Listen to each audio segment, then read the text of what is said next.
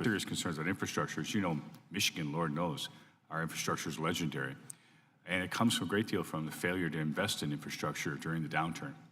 So while we're talking about increased federal investment in infrastructure, which is part of the meeting yesterday, we need to emphasize to states and communities, they are also responsible for investing in infrastructure. We cannot end up in a situation where they expect through the federal coffers to totally fix the problems that have been neglected. They were state and local assets.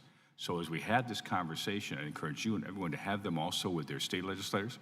You said the governor's moving forward on plans there. So that in fact, we marry local community residents, resources, potentially P3s with federal money to maximize infrastructure and not expect that we're able to solve it here, because frankly, I don't believe we are.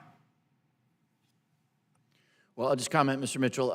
I couldn't agree with you more that this is a whole of government, whole of society problem. And yes, municipalities and states need to do their part. Where I come from, I can throw a rock and hit the state next door. And my state, small state of Connecticut, we are deeply integrated with Rhode Island, with Massachusetts, and with New York and New Jersey.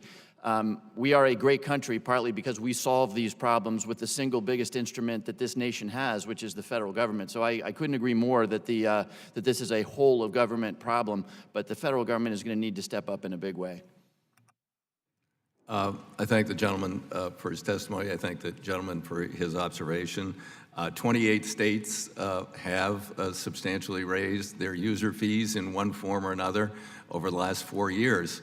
But the federal government hasn't increased its contribution since 1993, and it's worth about half of what it was back then. So we have work to do on both ends of this problem. So I thank the gentleman for his observation. With that, the gentleman